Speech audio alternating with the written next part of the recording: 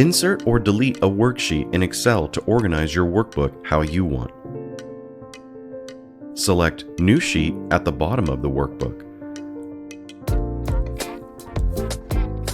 or select Insert Sheet. Double-click the sheet name to quickly rename it.